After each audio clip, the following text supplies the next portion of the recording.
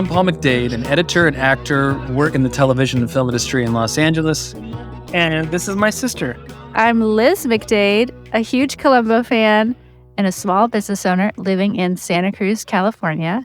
And this is Trenchcoat Cigar Peugeot Wandering with Columbo. In each episode, we'll bring you a little Hollywood history, glamour, and behind the scenes as we walk you through Columbo, one of America's greatest TV detective series. Yay! So tonight we're talking about Season 3, Episode 5, Publish or Perish, which aired January 18th, 1974, almost 50 years ago. And our snack tonight is chili, which is featured very nicely in this episode. And our drink is iced tea because there's iced tea in this episode. And also because every January, we are going to record this in January. Every January I do dry January. So it's nice to have a little non-alcoholic. Well, I got beer. Columbo drink. But right now it's February. Yeah, I got Red Bridge gluten-free. I was going to get some tea because St. John, my wife, made some nice tea. Yeah, so I made the iced tea, but then I was like, well, it's February, so I'm also having a beer. I'm having a Mai Tai PA from Alvarado Street Brewery, which is I think it's my favorite IPA right now. It's very yummy. Good. I'm going to show for the camera. Is it gluten-free? No, I'm sorry, Paul. It's gluten-full. Glutenated. And delicious. So tell me about your chili, Paul. St. John made the chili, and it's a long process. It's the one that we did before. Oh, nice. It's from the food hacker online, Barney's Beanery, Texas-style chili. And you get real chilies, you roast them for a bit, and you rehydrate, and you cook for a while. You cook for like 4 hours, the chili. Wow. But it has lots of different, has El Pato tomato sauce, chili powder, Maxine chili powder, 3 different chili. Yeah, it's really good. And I bet it'll be good with just beans. It's meat inside this one. Yeah. But I bet that the bean one would be just as good. St. John was thinking maybe you could break up the beans to get that sort of texture again. To get the meatiness. So what's your chili? My chili, I'm going to hold up a picture of a can of chili. Oh, man, Amy's. It's Amy's Organic, and there wasn't any Amy's chili at the store today. So I got a black bean vegetable, but I already ate dinner, so I'm not actually going to open this can up. What? I know. I'm stuffed. Beatrice made cookies, and Tony, my mother-in-law, made an amazing pie. The listeners are going to be like, I know. Man, I thought you were going to join us. I'm really sorry to let you all down tonight by not eating chili on mic. Lame. I know. My apologies. But we will have photos of our yummy food on our Instagram, which is Trenchcoat Cigar. So if you want to see what we're eating, hop on over there. And I'm also having a really lovely iced tea I made from my daughter, Hazel. My older daughter bought me this. It's called Nourish Mint Tea. It's made in Santa Cruz by the Homeless Garden Project, which is this really cool nonprofit where they have their own garden and they help folks who are unhoused get job training and, learn skills, and they create and sell their own products like this tea. That's awesome. So a little plug for them. What else do they have there? They I think they do like dried bouquets of flowers. They have a little shop downtown, and they sell their own wares, and they sell other people's goods as well. So, yeah, it's good stuff.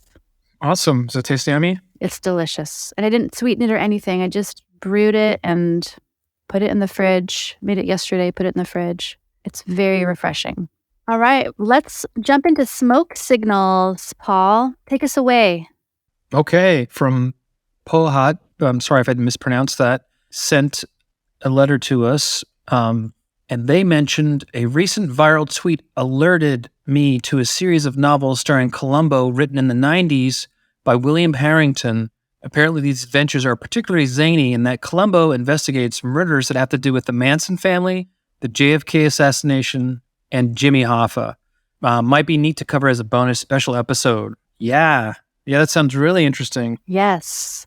Very cool. That's really cool. Yeah. Yeah, I think there's a lot more stuff out there. Like someone had sent me someone from work. Yeah, not the last job, but the time before last in December, one of my coworkers sent me a comic strip of Columbo investigating the Fraser brothers from the television show. Mhm. Like they had committed the perfect murder, and he's like real tiny. Columbo is, and he's like, it's really funny.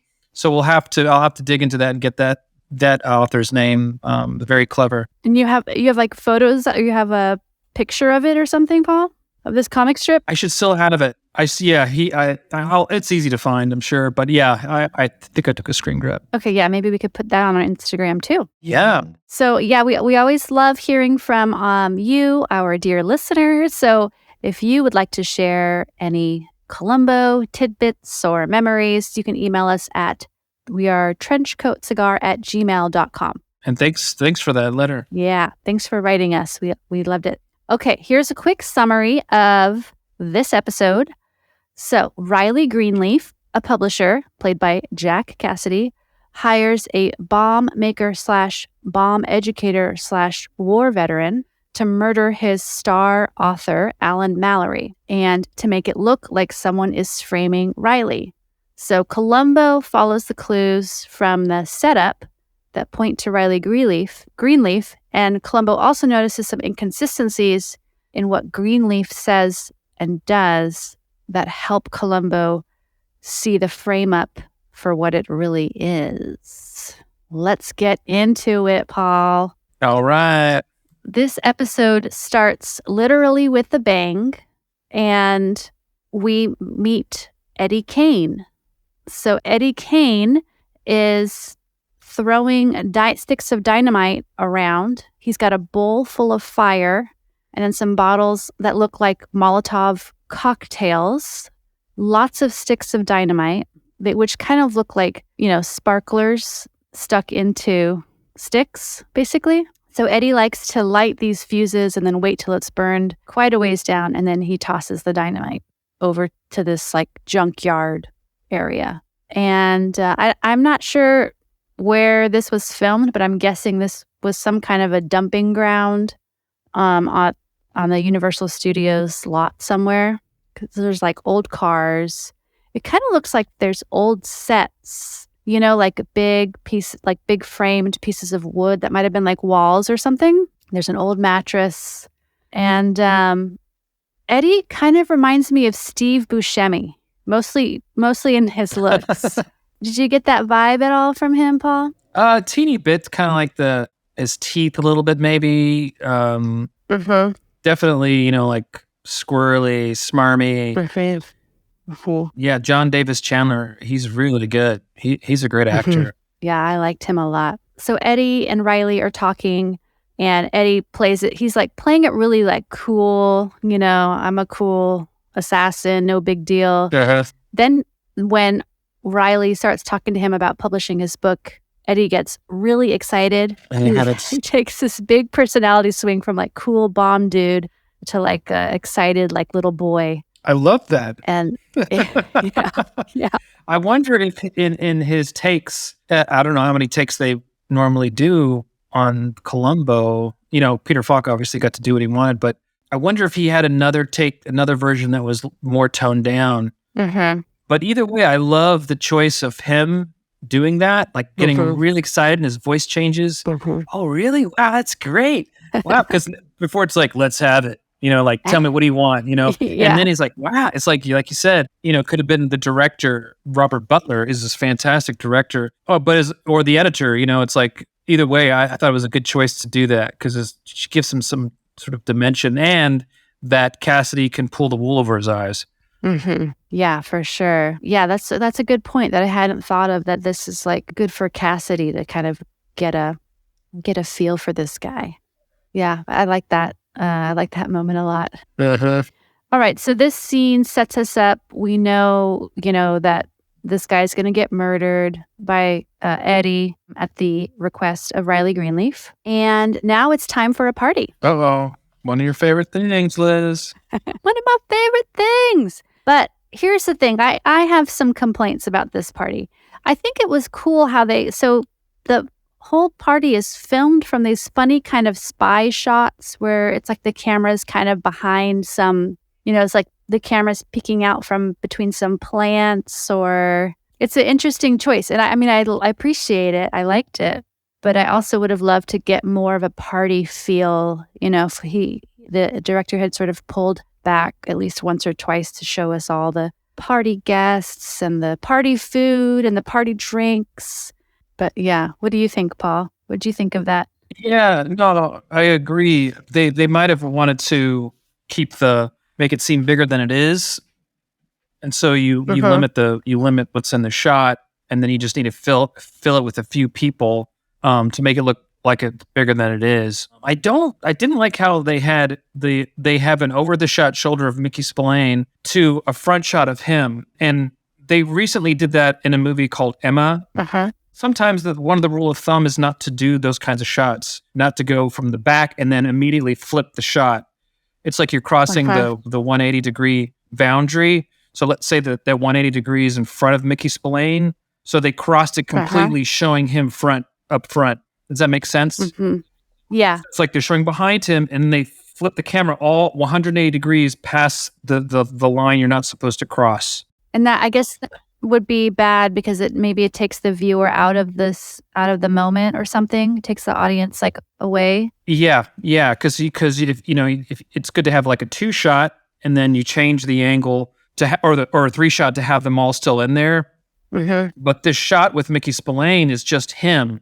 And when he's talking, he's not a great actor. Right. And he's not an actor. Yeah.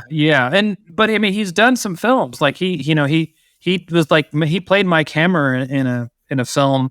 Okay. So then I guess he is an actor. It's cool that they cast him. I love that he's in there.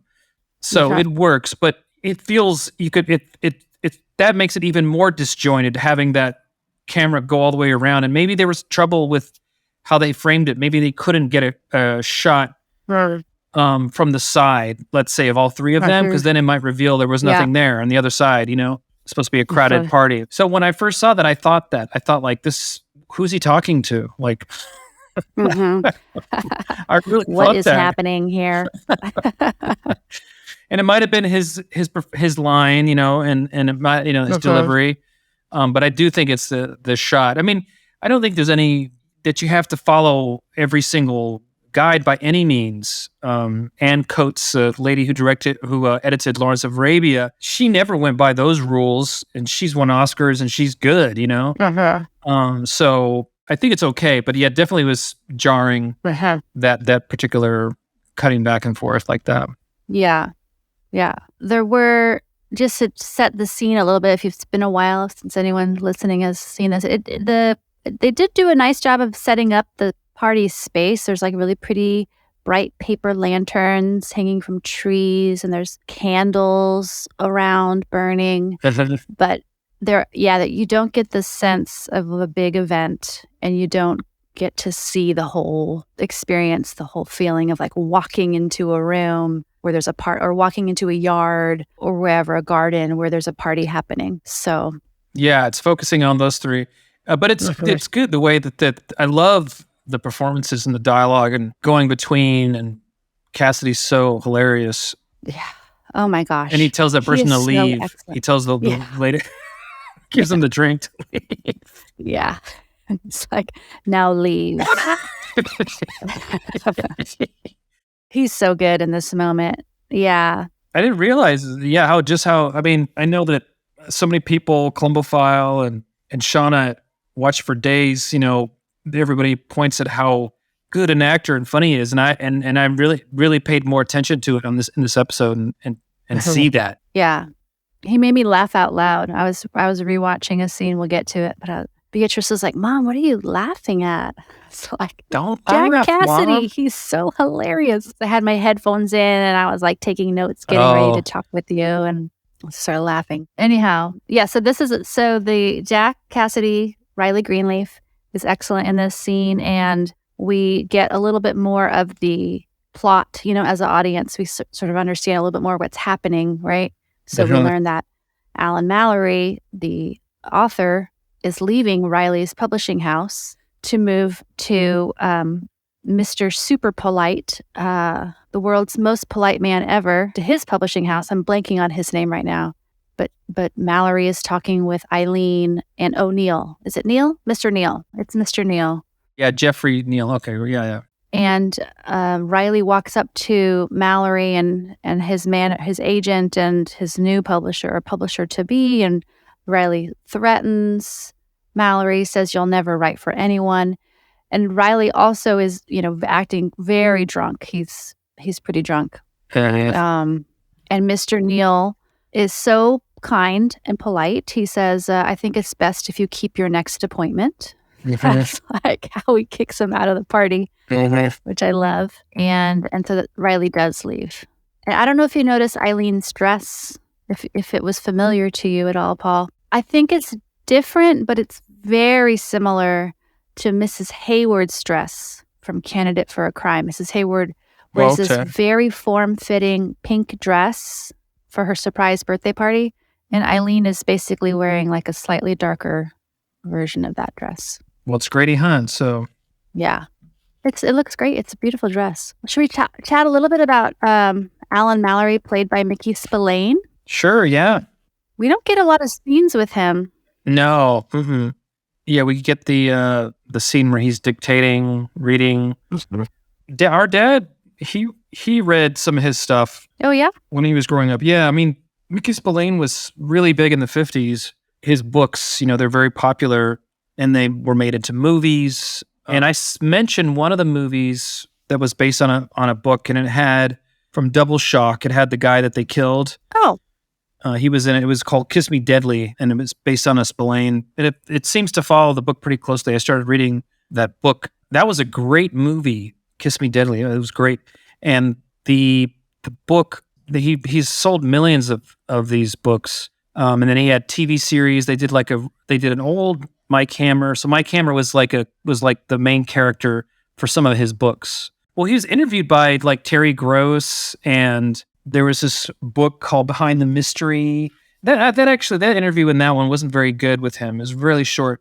The Terry Gross one's pretty interesting, but he did that series in the 90s with Stacy Keach, and he agreed to it. He met Jay Bernstein, who was a sort of a star maker. He was like a kind of like a publicist for Farrah Fawcett, the Rat Pack, like Sammy Davis Jr. And Spillane, he met on a plane, and he always liked Spillane, and they got along. I think they're both from the same area, and they verbally agreed to Spillane verbally agreed to let him do a series, as long as he had Mike Hammer as you would use certain type of gun and have a certain type of hat. Uh-huh. But all the writing is not from his books. It was all new stuff. But Stacy Keach, who played Mike Hammer, he had the book when he was a kid, and he hid that Kiss Me Deadly from his parents under his bed. That's hilarious. Yeah. So yeah, he was a really big writer. Mm-hmm. Right, is a big writer, I should say. Very macho in some of the stuff, But I've only touched a little bit of his work. I started to read another one called The Killing Man, which was interesting. But so what did you think of Mickey Spillane? Yeah, I thought it was really cool they used an actual writer for this role. And I also looked at him just a little bit, and I found a quote, I forget, maybe his Wikipedia page or something, where Mickey Spillane said, quote, "Authors write, writers get paid." And he always thought of himself as a writer, not an author. Mm-hmm. And he, he wanted to get paid, and he didn't hide that. And yeah, it's like 200 million copies of his books have been sold worldwide, mm-hmm. which is wild. Yeah. Yeah, he was, I think, I read somewhere too, one of those interviews, that he was always having to find work, and he was a hardworking kind of person and not depending on anybody. Like, he didn't like Hollywood. He didn't like any of the stuff or much of the stuff that was made from his books. And he hated the aspect of people coming out here hoping to get into television and film, and it never happening, it never materializing, when he was around, at least recognizing that, because he didn't drink, and he did these beer commercials, but he wanted money. He wanted to get paid. He knew he could do certain things. So yeah, I think he had a certain amount of he had a some rules that seemed good, that he kept for himself and kind of stuck by it, But I like that quote you said with him being a writer and not an author. Yeah, I like that too. So in this episode, he would be like, his true self would be the original work of Alan Mallory, which is, more the pulp fiction style, and less he would less identify with Mallory 2.0, who's wants to write nicer, better things for Mr. Neal. Mm-hmm. Like the Saigon piece. Yeah, exactly. 60 Miles to Saigon. Yeah, that's interesting to think about, because I mean, obviously we all have those struggles of, getting money, earning money, and then wanting, something successful to be generated, from that. I was reading, I don't know why James Dickey, the guy who wrote Deliverance, supposedly he didn't like Mickey Spillane. They both were in World War II, and I have an autobiography on Dickey, but I know Dickey struggled. I think he was an alcoholic. But yeah, it's like a constant theme that you read, even with Peter Fischer, who was used to write articles when he lived in the Northeast, might have been New Jersey. He wrote a book, Me and Murder, She Wrote, an unauthorized autobiography by Peter S. Fischer. He used to run a magazine, like a car magazine, and his brother was a casting director out here, I think before he was, but he moved out here. He had sold a script, which was his first one, which was a TV movie called The Last Child, and it's actually pretty good. I watched it. It's on YouTube. You can watch it for free. Oh, cool. But he talks a lot about that sort of struggle and luck and people he would meet along the way that say luck has nothing to do with it. And yeah, it's fast. I love reading stuff like that. He seems pretty honest, Peter S. Fischer. He had some wonderful success. And he wrote this episode, is that right? Yes, this was the second script he wrote based on an idea from Hargrove and Roland Kibbe, but he did the heavy lifting. He wrote everything out.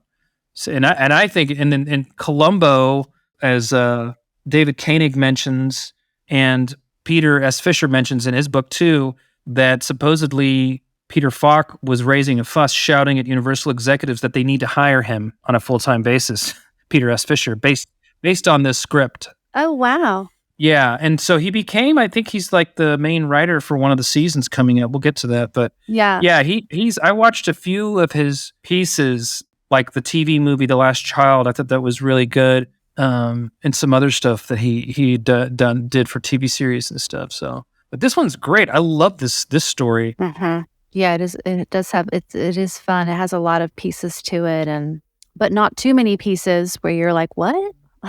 Yeah, right. I'm confused. And I wanted to just share one quote from David Koenig's book, which we talk about often, Shooting Columbo. If you haven't heard or got it yet, dear listener, you should get it. So one quote from Mickey Spillane on this episode, he said, quote, he'd, quote, always wanted to play a corpse. The only scene I had with Peter Falk is with me dead as a doornail. So I like that he got his wish there. All right, well, Paul, are you ready for a montage here? Let's do it. Let's do it. So the next scene is actually 3 scenes happening simultaneously. Alan Mallory goes back to his office where he writes after the party. Eddie Kane heads to the office to kill Alan. Riley heads out to the valley to a tiki bar. And we see all of these events happening side by side, which helps us understand, like, okay, these are all happening at the same time.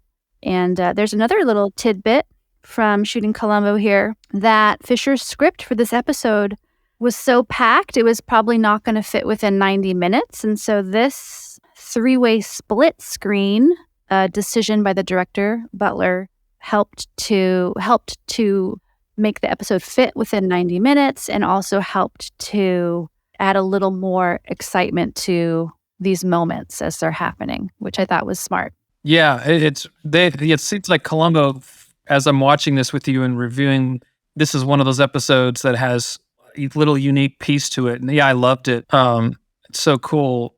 I remember I saw Brian De Palma's sisters And that was one of the first times I saw people use something to show you what's going to happen in like two scenes connecting eventually. Uh-huh. Yeah, and it's so cool. I worked with someone, an editor, not too long ago, who tried it for one of the shows we were working on, and eventually went away. But it worked. It was very effective the way that this editor had done it with the split screen. And I know like Woodstock, which was Scorsese, was one of the editors on that, and and Thelma Schoonmaker, his main editor, and they utilized that boxing kind of thing too. That was 1970, and Sisters was, I believe, 1972, and this is 1974. Cool. But yeah, and the angles change too. Like when he's in the bar, does this tilting thing, like at an angle, like something Hitchcock might do. Oh yeah. And that's really cool. I love all the actors in the bar too. Oh yeah, the bar is so cool. The bar scene. Did Elliot go there in LA one time? Yeah, totally. With friends? Yep. Been there many times. I wish I spent probably like half an hour, maybe 45 minutes looking at pictures of bars in Los Angeles. Not enough time, Liz. Not enough time. No, I'm sorry. I failed you. Bad researcher. I know. Just kidding. I know. And so it looks like a tiki bar. It has like kind of like that straw hut vibe, and there's some red lights. The rooftop has 4 like torches that are actually like tikis. Mm-hmm, right? What am I saying? Mm-hmm. The roof of the bar has 4 tikis on it with the flames actually lit. And there's a big yellow sign in front of the building that says cocktails. It says restaurant and banquet rooms and cocktails. And like I said, the interior looks like a tiki bar. And when he leaves, there's like a red canopy, overhang that follows the path out of the bar/restaurant. Anyhow, all these details did not help me one little bit. There are some vintage Los Angeles tiki bars that I looked at, the Beachcomber, Trader Sam's, Bahuka, and Tonga Hut, but none of those vintage bars have exteriors that match up with that sign or those torches or the canopy or the parking lot. So maybe it was like a studio shot on the outside. Maybe the inside was even a studio shot. I don't know. The exterior does look a little bit like a restaurant called Billingsley's, but it's not a total match. Anyhow, if anyone out there knows where this was filmed, let me know. Maybe it was just at the studio. But yeah, the filming on the inside was, again, like these kind of spy shots. And like you said, one of them, one moment it kind of turns. And I was like, is that supposed to be like you're feeling drunk with Riley? Like, why is the whole view angling? But Riley gets really rowdy in the bar. He's yelling. He's rude to the bartender. He gets kicked out. Meanwhile, Eddie, at the same time, is sneaking up on Alan as Alan is dictating. And Eddie shoots Alan right as Riley crashes his car into a Volkswagen bus. And this car accident will provide Riley his alibi so that he, he's clearly far away at the time of the murder. For some reason, because it would cut to the window being opened and then the Mickey Spillane recording himself and then him hitting the car, I thought it was like a cover up with the sound. It was weird because your mind will, connect the dots when they're not there sometimes. And I kept thinking like, oh, he's supposed to hit a car right as he's shooting. It's like, no, Paul, it's just two different places it's not completely. That complicated. Yeah. But because it wasn't quite linking, I finally realized, okay, yeah, no, they're not supposed to connect. So, Paul, Riley seriously disses the Valley in this scene. I don't know how you feel about that because you technically live in the Valley. It's like you in this place deserve to be in the Valley. And isn't Pasadena part of the Valley? He does. I'm not 100% sure, but he does say he used to work for the Pasadena Star-News. Oh, right. And there's that. That's right. Paul, you are getting dissed all around. That was the diss. Gosh, so rude. I know. Yeah, because you live in Pasadena, which I think it's part of the Valley. Yeah, I mean, you could look it up. But Upton Sinclair, maybe people don't like him, but he wrote Oil, which There Will Be Blood was based on, Monk, The Jungle. He ran for governor out here, but he used to live out here, and they have, he used to take one of the first, cars, but he was out here. I mean, there's a lot of great writers, Octavia Butler. Are you defending Pasadena right now? Is that what's happening? No, I love Pasadena. Pasadena, Texas. Gillies, come on.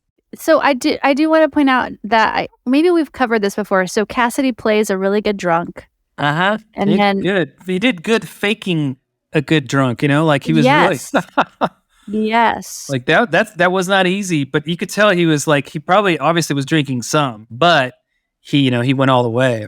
He went all the way in his performance. But I think it's worth pointing out that, in real life, he did really struggle with alcohol and bipolar disorder. So it's always a little bit like, I don't know, a little off-putting to see somebody, who truly has an issue like with alcohol, playing a drunk. I don't know. It's a little creepy. Yeah. Well, I mean, there's, you start to read these autobiographies and there's so much, like so many of so many actors, struggle with it. Yeah. All right. Well, I didn't mean to take us into a really deep place. Sorry. And Leonard Nimoy, for instance. Okay. We're going to move on. Okay, Paul, that's enough. But let's chat cars really briefly because I like to see what cars are in here. Riley is driving a Cadillac DeVille convertible. He talks, in a later scene about how expensive this car is even to open the hood. These cars have not aged super well in used car sales. So you could get a used one from the 70s for like $10,000 or $20,000. In contrast, Ralphie's Volkswagen bus with the louver windows, those have aged really well. You can get ones that have been refurbished, or what do you call it? What's the word, Paul, when you redo your car? Yeah. Restored. Restored, right?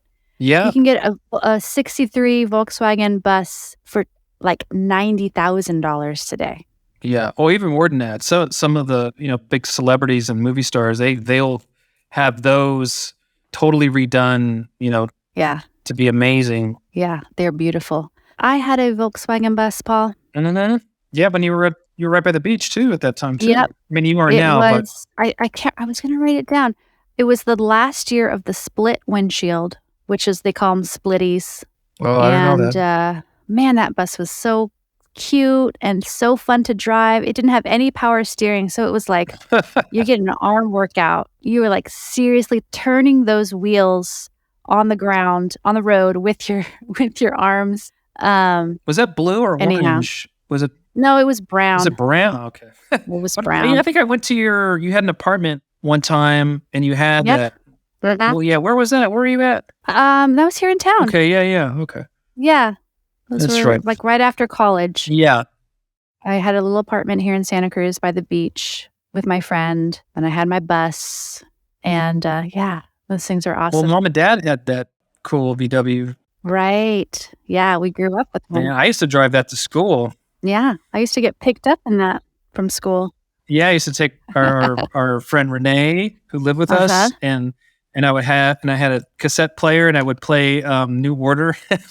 Nice. On the way to our school that was kind of far out. Yeah. I think that Ralphie's car is a 1963. And then Eddie Kane, I just want to point out, still on the topic of cars here, Eddie Kane has a Volkswagen Bug, and his was probably a mid-60s. I was looking online at different various colors that Volkswagen used on their various models. And this looked like a 1965 Brunswick blue Volkswagen Bug convertible. Also a really beautiful little car. And I had a Bug too. That was my very first car. Paul, was a Bug, a white Volkswagen Bug. It cost $2,000. And was that it? That was when you were in college? That's when I was still in college. Yeah. And it constantly had problems. And then I upgraded to a bus, which also, it had fewer problems, but it had louvered windows. So these are like 4 slats of glass, and you turn a knob and each slat bends up so that you can get some air in. And so I'd be driving on the freeway and these little panes of glass would be kind of like rattling in their housings. And then all of a sudden, like one would just like fall out while I was driving on the freeway. Really? Yes. Oh. Yes. Wait, so did you brake so you threw glass out the window, basically? Oh my gosh, Liz. Not on purpose. Not on purpose. I know. Now I remember riding in the back of when I was younger in Germany, going to Lake Chiemsee and listening to whatever Dad had playing. Sitting in the back. Yeah, those things are cool. As soon as there's an electric version, I'm going to get one again. Do you remember oh really? Would you remember the windows we had? The little windows Mom and Dad made, like the little curtains. Yeah. Yeah. That was great. Yeah. So you get an electric one when they make it? They probably will, huh? I mean, if I can scrounge up the money, I really want an electric camper van. I'm putting that out into the universe. That's what I want. All right, Paul, enough about cars. Let's move on here. So the murder has occurred. Eddie has left a key behind at the scene. He leaves the gun in a trash can. And Columbo's on the scene now. Mallory's body was discovered. Columbo's on the scene. And Columbo's chatting with the security guard or the police. I can't remember if it's Columbo or his sergeant. I love the security guard in this scene. He does such a good job. He seems really disturbed by this discovery. He's fun to watch. It's like a little... Yeah, he's a fun... Yeah, all the actors in this, like the guy who's Sergeant Young, who has 2 scenes. He's later at the bomb guy's place and now. Oh, yeah, Paul Sheenar, that dude was excellent. He died young. He was only 53. He's in Scarface, excellent in Scarface. He's in a ton of movies. I tried to watch Dream Lover with Christy McNichol. It's Alan J. Pakula, who I think is a strong director, but it got real disturbing. Like, it has these great dream sequences. Christy McNichol has these like sleep paralysis stuff, and they actually researched it with a real... I mean, there's so many good things with this movie. Sven Nykvist is the cameraman, which was Ingmar Bergman's camera person. Michael Small did the music. What movie are you talking about now, Paul? Oh, it's called Dream Lover. Dream Lover, okay. It was real creepy. Like he plays Paul Sheenar, the guy in this Columbo episode. He plays Christy's dad, and there's something weird about the way he controls his daughter. But I'll probably come back to it. I had rented it, so I had to return it. But it was just getting like all the guys were just gnarly. They're just like treating women bad. Even her boyfriend, I was just like, man, too much. Couldn't handle it. It's dated. You know what I mean? Like it's like there's no. Yeah. This is how people were being treated then in the industry, on set. The scripts, they're the main people that are okay, quote unquote okay. It's just she's a great actress, Christy McNichol. Look her up. She was in Murder, She Wrote. Oh, okay. Have you watched all the Murder, She Wrote? I haven't watched all of them, but I've definitely watched them. She used to be actually, so the guy I mentioned, Jay Bernstein, who was like Farrah Fawcett, and he struck up the deal with Mickey Spillane. She was also, Jay Bernstein was her manager. Okay. If that's the right word. Or I think he was manager and publicist. I think he did a couple of things. I'm Googling her right now. Christy Nichols. I just want to see if I recognize her. Christy face. McNichol. Oh, McNichol. Yeah. You didn't say that.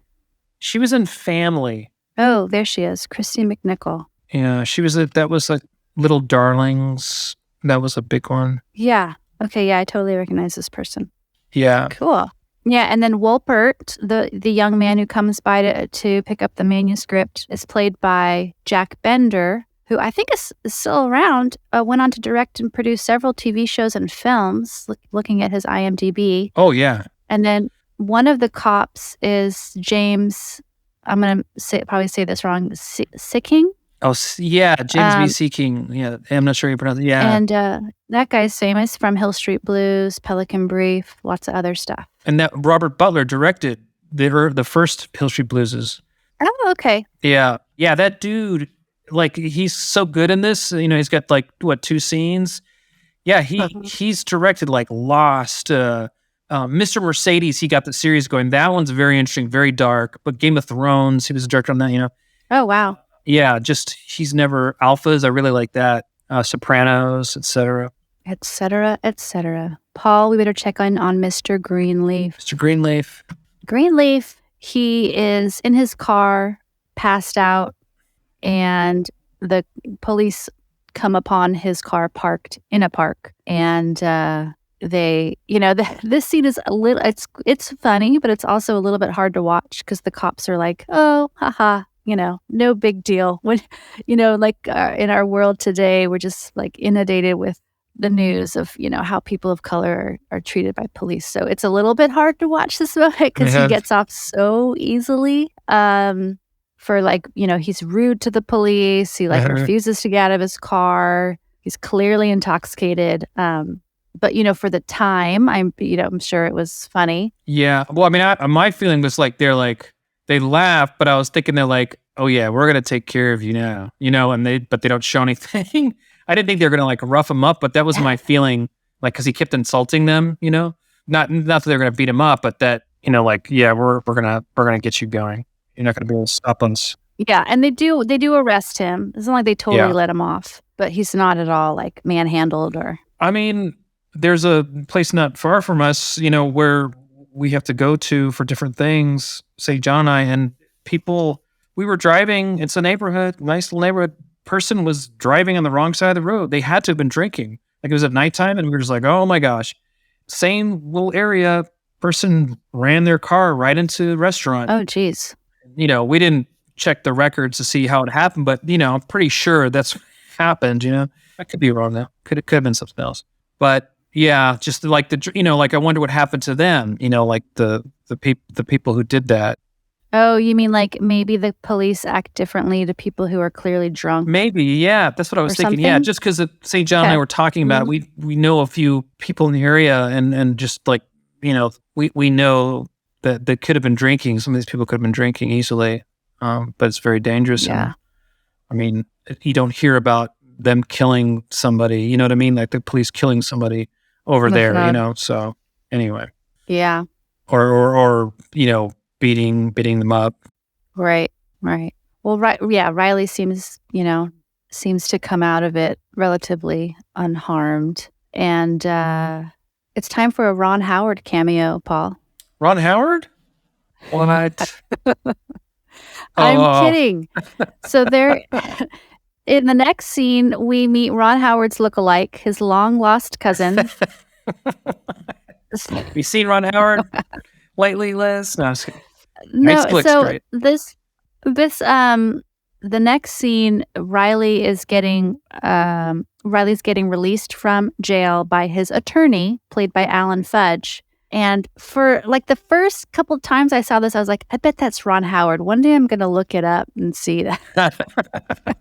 No, it's clearly not Ron Howard, but there are definitely some physical similarities between the two guys. If you look at some of their photos side by side online, Alan Fudge, Ron Howard, check it out. We'll add one to our Instagram.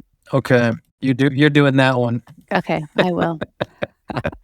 Well, his name is David Chase, and David Chase was the writer in Rockford Files and the creator of The Sopranos. So I wondered if that was completely made up, or was loosely based on the writer. David I wonder. Probably neither, but I just thought that was interesting. Yeah. So Columbo shows up before Riley gets totally released from jail. Columbo shows up to talk to Riley, and it is kind of interesting, how Columbo got to. There are a couple of moments in this episode, Paul, where I am like, I don't know if I totally buy that. But in this moment, I don't quite understand how Columbo knew to go to Greenleaf so quickly after the murder. Yeah. I mean, I guess, they have a very strong business connection, but Riley must have other authors as well. And Mallory must have other people in his life. Yeah. Besides Greenleaf. Yeah. But he was there at the station, and yeah, that is a quick connection there. Yeah. But we're gonna overlook that. And so Columbo chats with Riley, plays Riley the cassette tape that Mallory was dictating his next novel into, and Columbo asks if he can identify the voice, and Riley says, I can. And Columbo says that, he's been killed, and Riley acts very shocked. But Columbo doesn't, he's not going to hold him for anything, even though Riley doesn't, I think in this scene, Riley doesn't really have an alibi for the night before. Mm-hmm. Yeah, he doesn't. He says, I can't remember. Yeah. I'm just saddened by what's happened. Uh-huh. I like how he ends his conversation with Columbo with that. What does he end it with, Paul? Just like, I still can't believe that Yeah. Alan's dead or something like that. Yeah. Yeah, I love, this is another moment where Riley, Jack Cassidy shows his swings from being like concerned or vice versa, being like annoyed and angry to all of a sudden he's like, oh, I'm so concerned. I'm so upset by this. He does this at a few different times in this episode, and it's always great. It gives you a flavor for how deceptive this guy is, like he just kind of goes back and forth so fast. Yeah. And he seems to have Columbo believing him at this moment, at this time. Yeah, that's another interesting part of this episode, Paul, where I feel like I don't really know when Columbo figures it out. It's hard to tell when Columbo really suspects Riley. He starts to suspect him at the when he goes to the house. Yeah. I think here he doesn't, which is great because he, the character Walpert comes to get the transcription stuff or give the transcription stuff. He tells him, "Why are you here?" He's questioning everything. I like that they're having him try to figure it out because I feel like what I've seen so far from the 3 episodes, and I'm just off the top of my head, I feel like it's like he almost always knows that this guy's guilty, and that to me is cool because then it's trying, how do I figure out how he did it? But I like this because it's like he's trying to figure out what happened and who could have done this. Like he doesn't really know yet. I like that he's trying to piece it together and he doesn't have that because it makes it more interesting, to me. Yeah, he's got a bigger task ahead of him. He's got more to do. We get to watch him think harder. Yeah. Yeah, it is cool. It is a little different.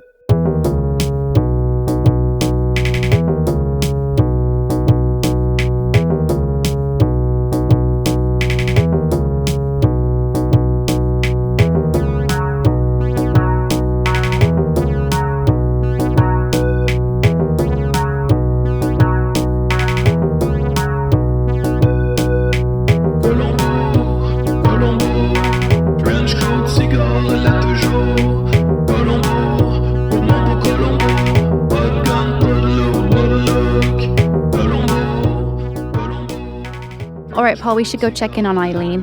Let's do it. Eileen is, Mallory's manager or agent. She was helping him switch from Riley's publishing house to Mr. Neal's publishing house. So Columbo goes to see her at her apartment.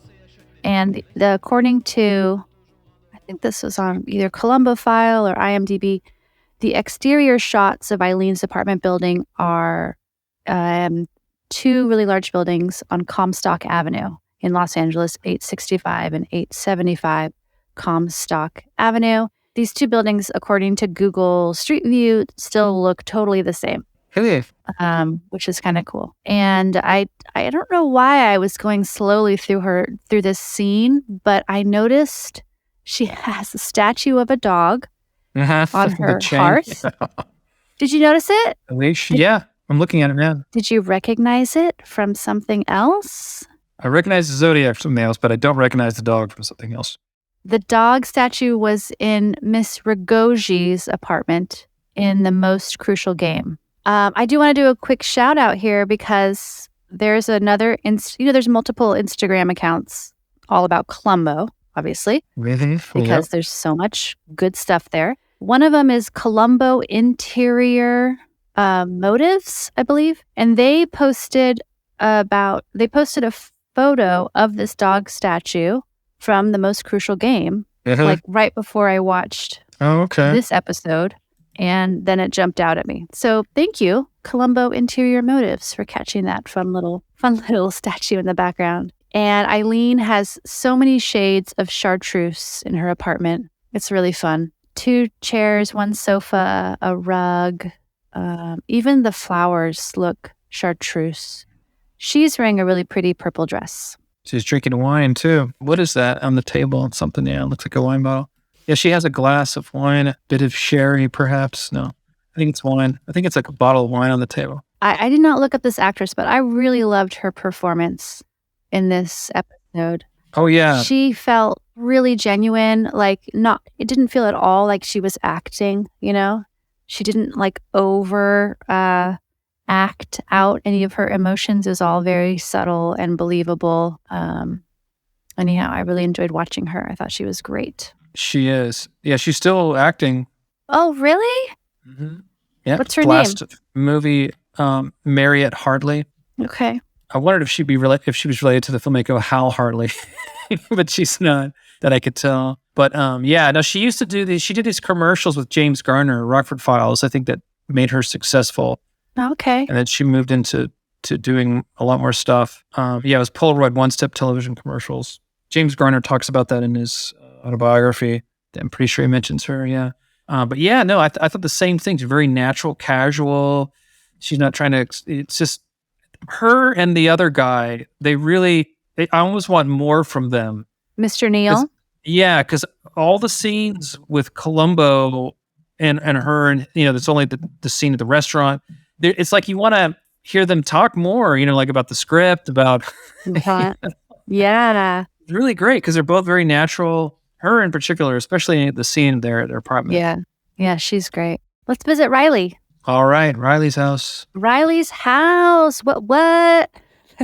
This was filmed at 355 South Mapleton Drive. This is according to IMDb, which is the Holmby Hills neighborhood of Los Angeles. Very fancy neighborhood. And this house has been in a few other shows.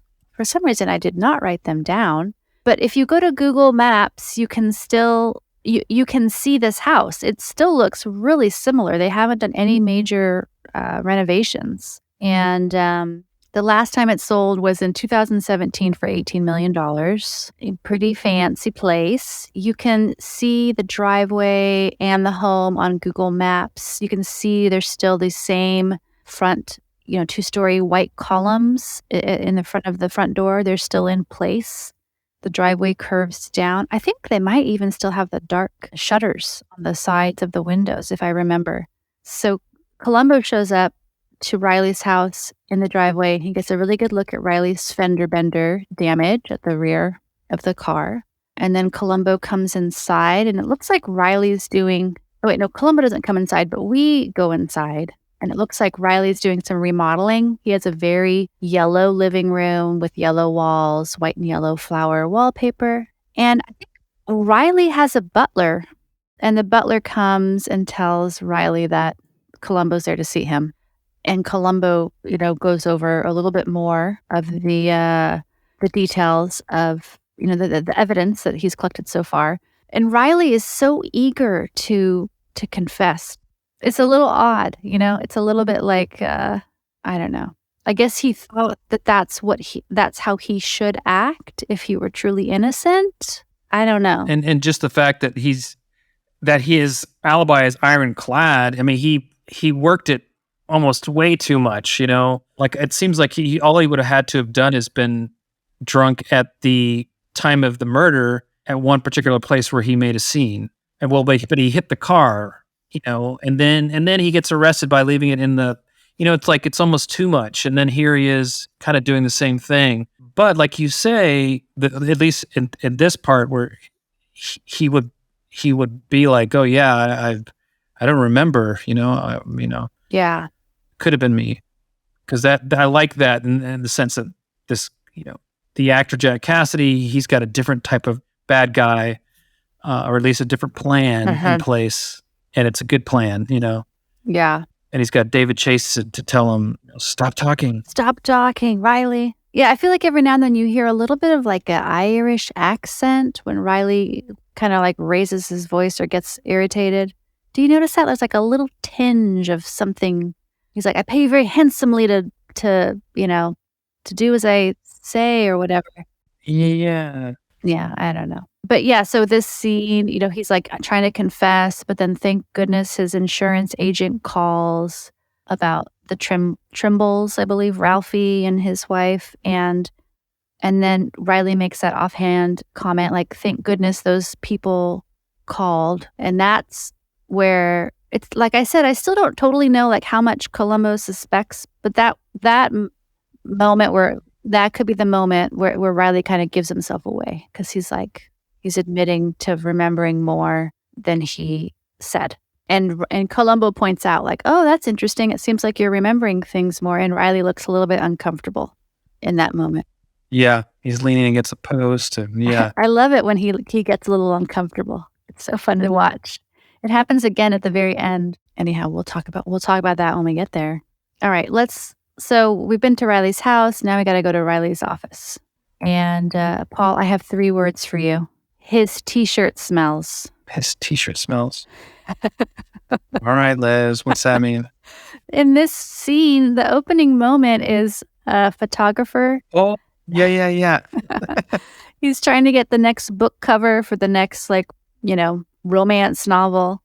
And one of the models is really close to the other model. And she's like, his t-shirt smells. And the photographer says, his t-shirt smells. What? Columbo's just kind of watching in the background. Apparently, the exterior of Riley's office building is from a shot of a building in San Francisco at the corner of California and Kearny Street. You can still see that building on Google Maps. It looks very similar. The angle's a little different. The angle on Google Street Maps is a different angle than what you see here. So you kind of have to imagine if you were looking at it differently.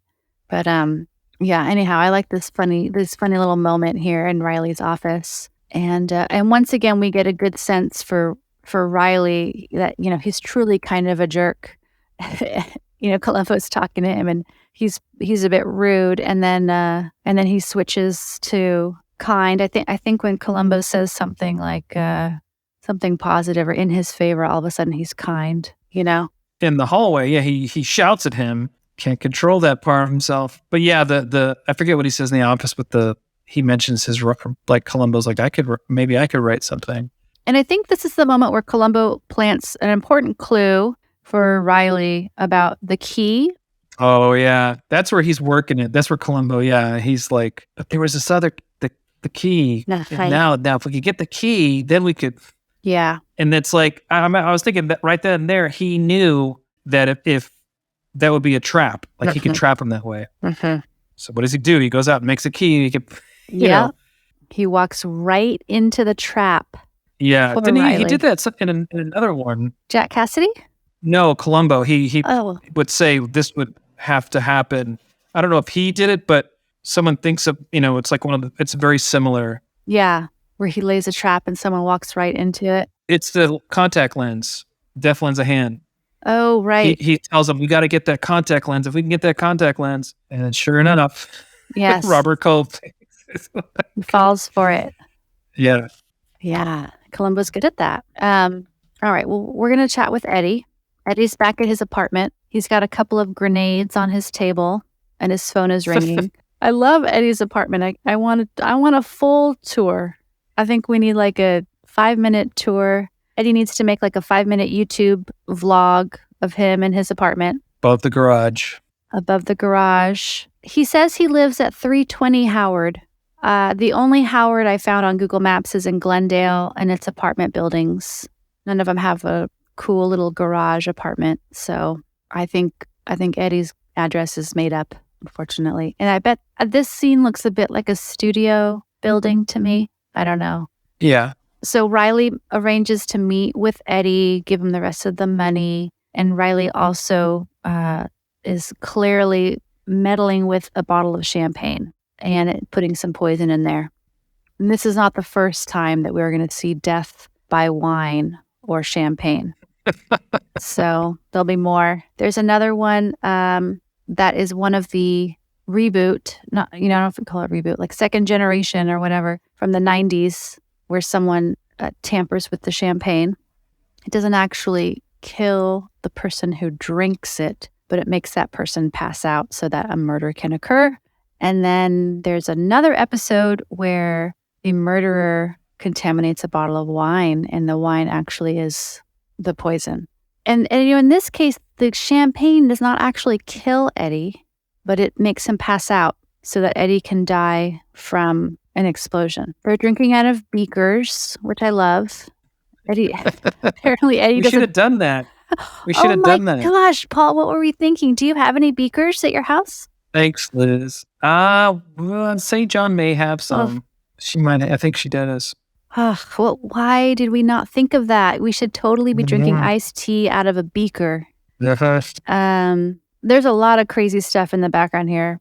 Beakers. There's a plunge detonator. I had to Google that. You know, the box with the plunge stick that you Oh, push yeah. down, Coyote. like Wile E. Coyote would use in the Roadrunner, or Yeah. you know, in those Yeah. cartoons. So poor Eddie passes out from the champagne, which Riley pretends to drink, but he doesn't. And then once Eddie's passed out, Riley stays back and types out the outline of Alan Mallory's book on Eddie's typewriter. He actually types out 2 copies. And unless he goes and copies it somewhere, I think he types out 2 copies. He leaves one with Eddie, and he takes 1 copy with himself. Then the apartment blows up. But he puts the key too. He does the key switch. Right. He adds the key. And his name in the address book. He makes sure that it's... Yes. He makes sure the address book is like open on the table. Uh-huh. This is the other piece where you have to like suspend belief for a moment and suspend reality rather, because Riley wants a bomb to kill Eddie, but Riley wants the bomb to not burn any of the evidence. So how do you do that? How do you like blow someone up without burning the whole place down? You read Eddie's book, and then that's how you... You're so right. Clearly, Riley has been reading the book. He's been studying How to Blow Up Anything in 10 Easy Lessons. It's actually a very catchy title. There was a book, we don't need to talk about it too much, but in 1971 that is well known, and people have used it for bad. Oh, wow. Okay. And, So this is actually like a real thing. Yeah. Oh, bummer. It says it was published in 1971. Yeah, the guy who wrote it, he was like 18 when he wrote it. And I was briefly looking at an article, and he said that he feels very bad. What did he say? He regrets writing it. He regrets writing the book because the real harm that's come from it. Yeah. Because people have killed other people using it. Yeah, that's not good. This book title, I will say, is a little bit confusing because Eddie says he wants to teach people how to build bombs, but the title is about blowing things up. So I don't know. I'm a little confused. I'm like, is this just like, how do you blow up a car? How do you blow up a barn? Or is it about building different kinds of bombs? Yeah, I think that's what it is. Because perhaps Peter or, Dean Hargrove, maybe they'd heard of that, book before. Because it's one of those books you want to stay away from for lots of reasons. Yeah. Well, I'm just saying, I think the title is confusing.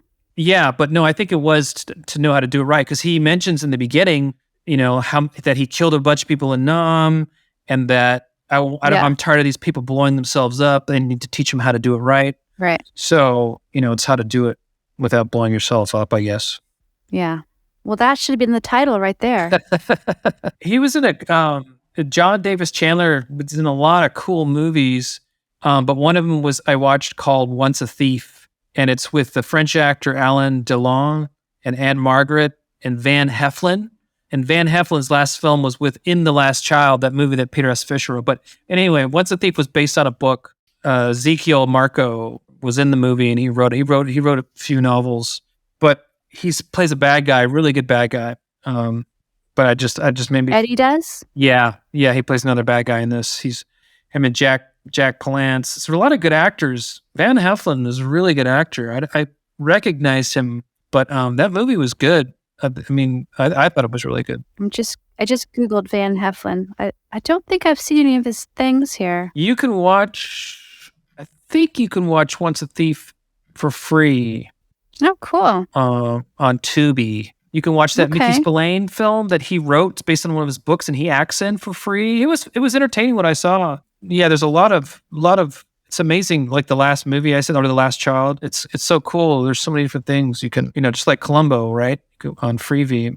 But I guess if you're in another country, you can use a VPN. No, I don't know. That's over my head, Paul. Anyway, we got to get back to Columbo. It's above my pay grade. Let's take a ride. Right. Let's take a ride with Riley. Me, you, and Riley go to a tiki restaurant. Smoke a tiki bar.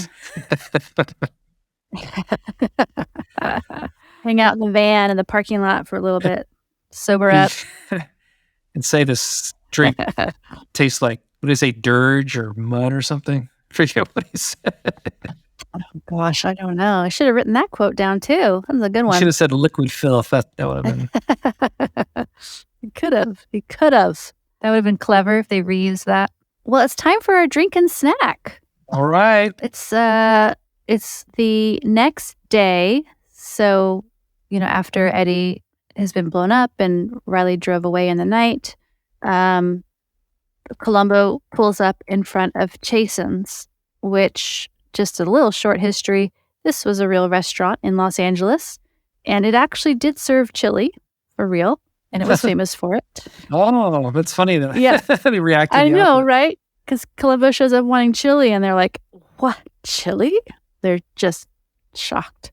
It closed. It was well known. It closed in 1995. And now it's a grocery store a fancy grocery store called, I wrote it down. Oh, I didn't write it down. Anyhow, Bristol Farms. It's now a fancy grocery store called Bristol Farms. It's at 9939 Beverly Boulevard, and they tore down most of the original building, but apparently they saved the side that's on Beverly Boulevard. So you can't, I'm pretty sure the side they filmed here is gone and it looks different now, but there is one side of Chasen's that's still there, and there is a plaque near the entrance that talks about the history of this restaurant because it was famous. A lot of celebrities would go there. This is according to Wikipedia. In 1962, Elizabeth Taylor paid $100 to have Chasen's chili shipped to the Cleopatra set in Rome. I guess she really liked her chili. Oh, that's awesome. I wouldn't have pegged her for a chili fan, and there's a documentary about this restaurant, which I'm pretty sure you can watch on YouTube. Oh, wow. It's called Off the Menu. That's the name of the documentary. Cool. And apparently Bristol Farms, the grocery store that's there now, they still sell chili. But I have no idea. I doubt it's the same recipe that Chasen's used. But you could actually go to Bristol Farms online and order some Bristol Farms chili. If you're, I don't know. I don't know how close you have to be to Bristol Farms for them to deliver it to you. But if you're filming Cleopatra, you can get them to ship you. Mm-hmm. Well, I wonder if there's like ghost cooks that influence the if they have cooks there. Like they had a lot of these like grocery store fancier grocery stores have the food, that's fresh food made. Uh-huh. Wonder if they have cooks there at Bristol Farms, like they have sushi chefs or just right. That kind of stuff. Yeah. This is a great scene from the valet to the everybody in there. It's such a funny, great scene. Yeah, I love this scene. He's like, "Oh, hey, Barbara. Hey, John." Like they're totally past Columbo out. Yeah. The valet totally ignores Columbo. He's so confused that Columbo is parked there. Yeah. Columbo's like, "Isn't this where you take the car?" He's like, "Permanently? You're going to leave your car here permanently?" I love this scene. And Eileen and Mr. Neal are inside Chasen's in one of the famous red leather booths, which were the real thing. Apparently, there's still some of that at Bristol Farms. They preserved a booth or two from Chasen's.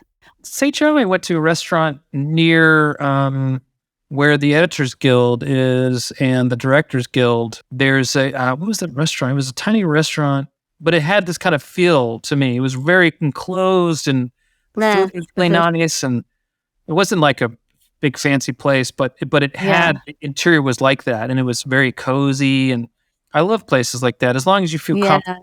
And we felt welcome there. Like the person who served us was really nice and cool, and it was nice. That's cool. Yeah, the interior looks super cozy in here. It looks it's a cool spot. I love these booths. Eileen has on a red cowboy hat and a red blazer. I love it. Mr. Neal once again wins Mr. Polite. He's so kind to Columbo. He's like, "Please join us, have some lunch with us." Yeah.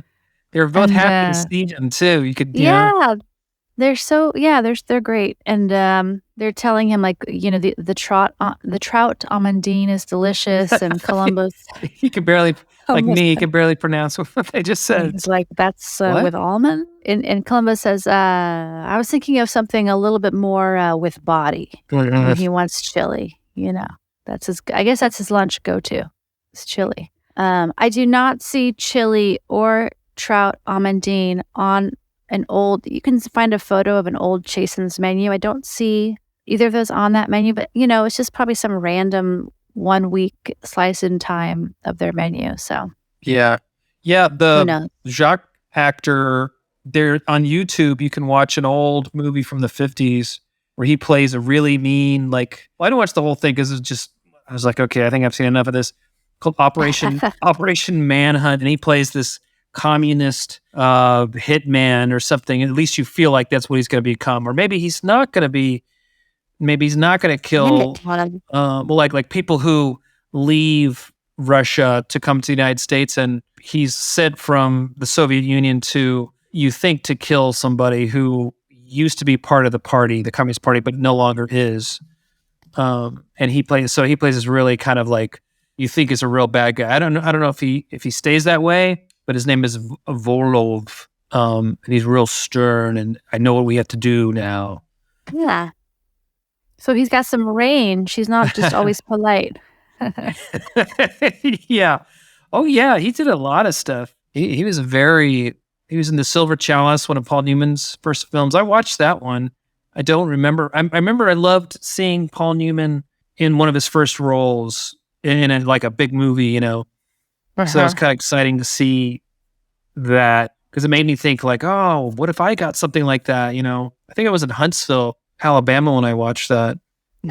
Anyway, yeah. So the chili with beans or without beans, either way, it doesn't make any difference. And I think Peter Falk was having a lot of fun in this scene. It felt like there were some maybe slightly improvised moments, or like the waiter comes and sets some things down in front of in front of Columbo, and he's like, how you doing? Yeah.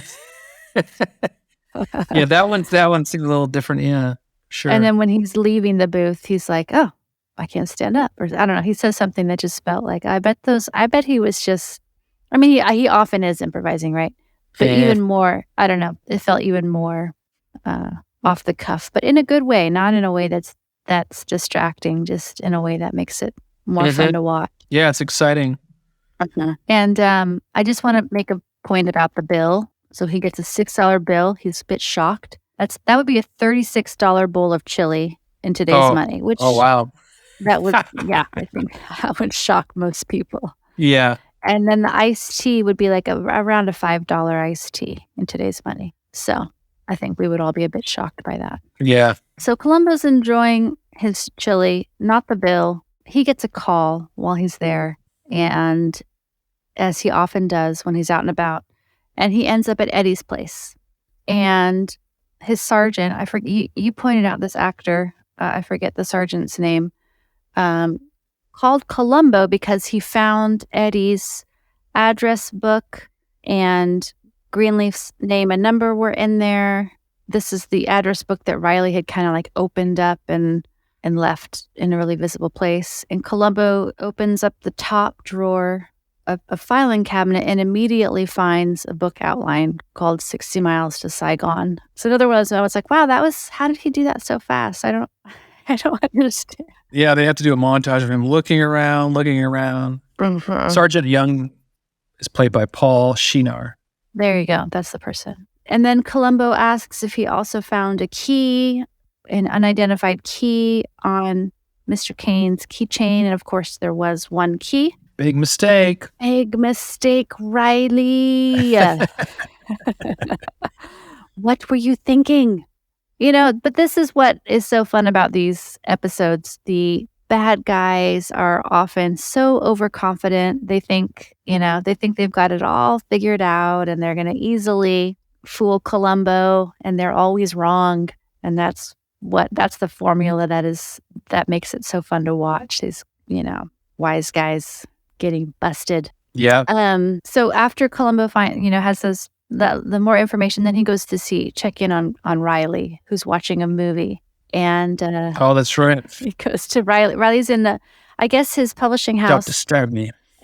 Yeah, he's so great in the scene. There's some kind of screening room at his office, and he's in there. He's watching a show. There's some like romantic kind of smooth jazz music playing. I'm pretty sure we've heard this little musical bit in other episodes. It might even be the music that's playing in Miss Rogoj's apartment when Columbo goes to meet with her. That's in Most Crucial Game. I don't know. Anyhow, the music is familiar. It's like a smooth, jazzy kind of bit. And Riley is laughing, and then he says, "Oh, yeah." I'm like, what is he watching, Paul? I don't know. It's a movie based on one of his books. Yeah, probably. And Because the books are supposed to be like, IMDb romance. says that, author of sex novels. But, I mean, only because he says something to Alan Mallory in the beginning about that. But they're probably romance, like you said, yeah. I mean, romance has, they have this steamy love scenes in them for sure. So, I mean, not that I don't actually read romance novels, but I'm pretty sure they have steamy romance in them. I don't know. So yeah, maybe that's what he's watching. Some kind of, who knows? It's a little weird. Columbo walks in, like you said, he's like, shh. He's like, yeah. Shh. Just so loudly. And Columbo's like, we found the man who killed Mr. Mallory. And finally, Riley will like stop the movie and have a conversation. But this is one of those moments where Riley goes from like total jerk to like, oh, I'm so concerned. I really care about this information.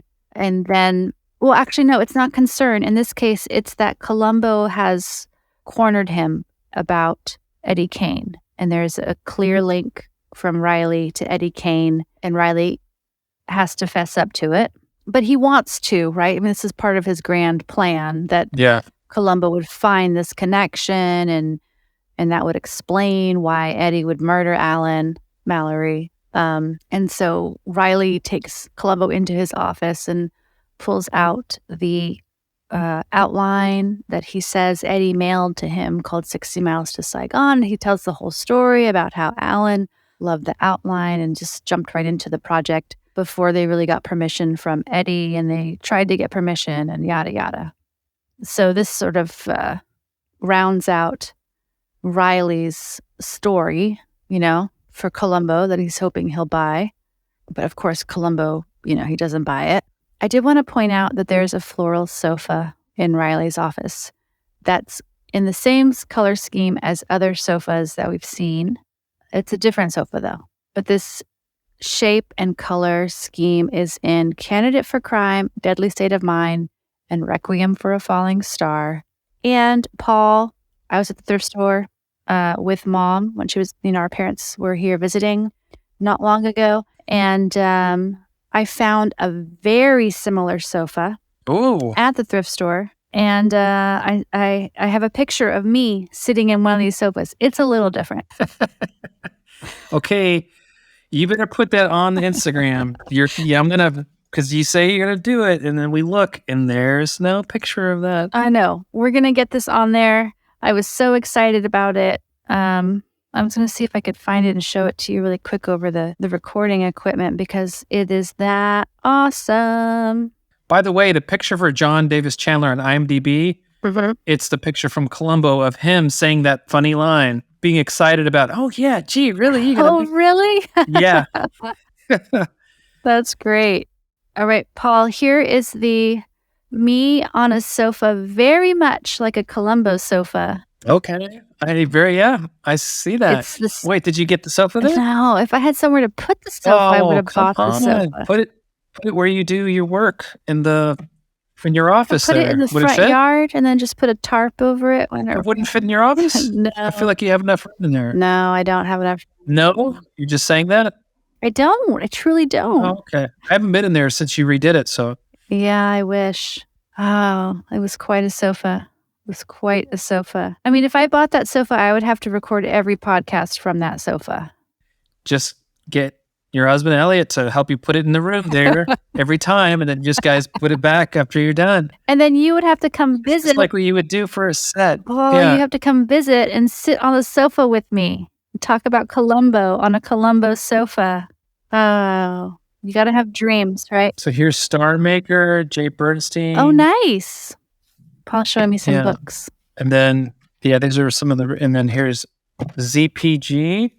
ZPG is a Wow. movie with Oliver Reed and Geraldine Chaplin that came out in 1972. Friends of ours were like, oh, you guys haven't seen that? You got to see it. So I bought it and we watched it. It was good. Actually, Children of Men had the people who made Children of Men, which is an excellent film. I've seen that. Yeah, it's a good one. Yeah, the scene with him on the boat, I won't say when it is, but it's just like in this I don't movie. remember this. I was like, and the story is Okay. very similar, but it's also similar to the Peter Fischer, The Last Child. Oh, cool.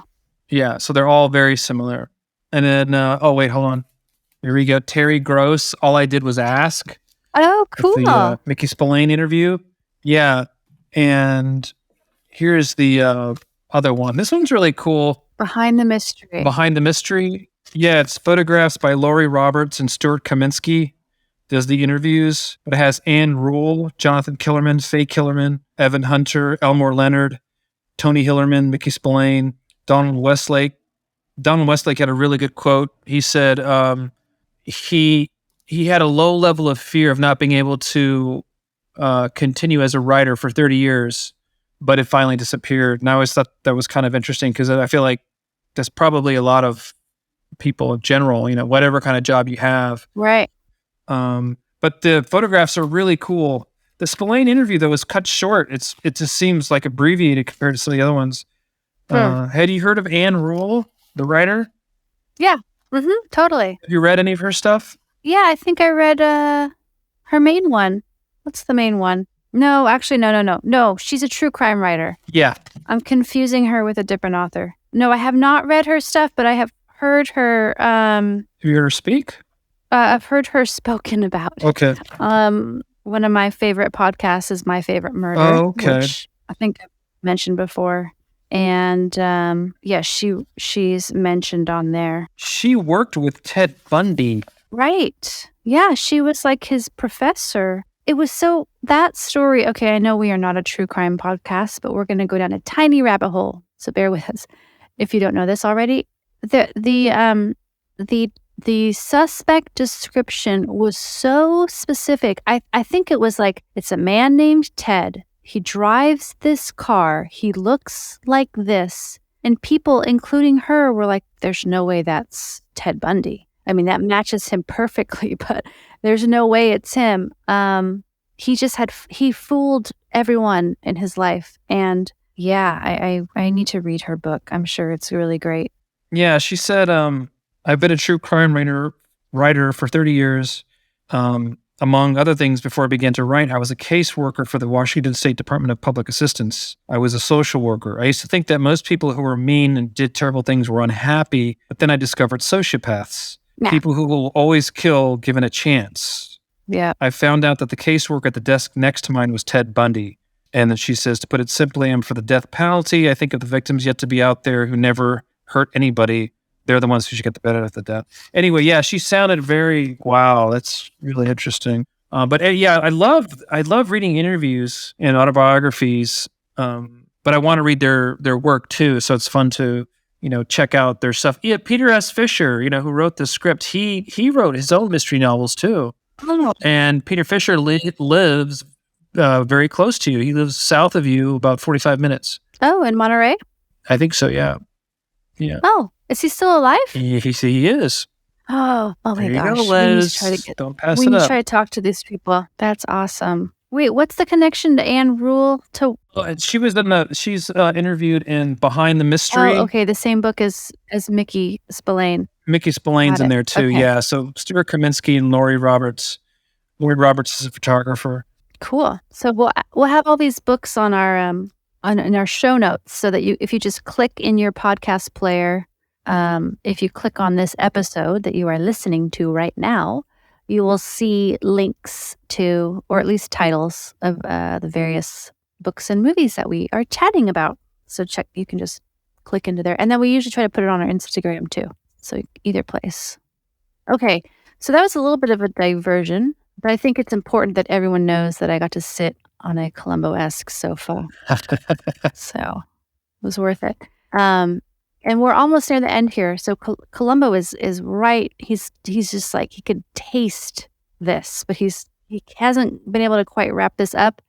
And he visits Eileen with this discovery from Riley that Alan stole Eddie Kane's book outline and used it to write 60 Miles to Saigon. So he shows up at Eileen's apartment again with the outline, and she looks at it and she's like, "Yeah, that's Alan's. It's the same thing that Alan was working on." And that's the idea that she came up with, right? Right. Well, so it's thankfully Columbo lingered just long enough to hear her say, it's as if Alan dictated this himself. And then something clicks in his mind like, oh, maybe he did.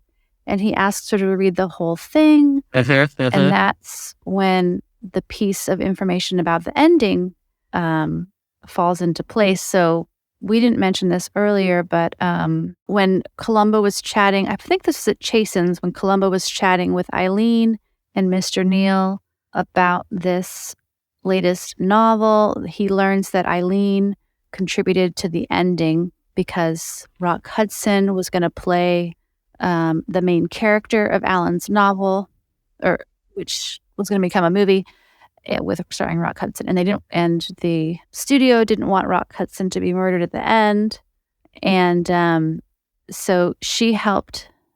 Paul's showing me some more. Paul, you have been reading so many books. Not really. I just sort of, if they catch me, then I try and finish it. Okay. But this one is mine, so. We'll put all these books on our Insta so you can see too. Anyhow, the fact that Eileen helped Alan craft the end of the story, it solidifies that there's no way that Eddie Kane wrote this outline because the ending came from Eileen.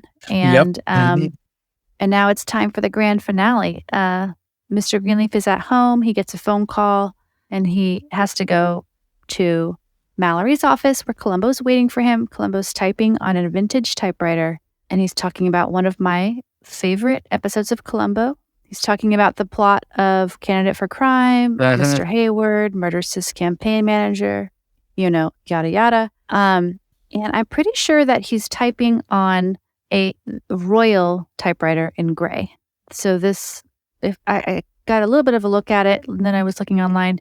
This style of typewriter was made between 1938 and 1949-ish. And it's got some really beautiful curves. It has like a stripe of silver around it.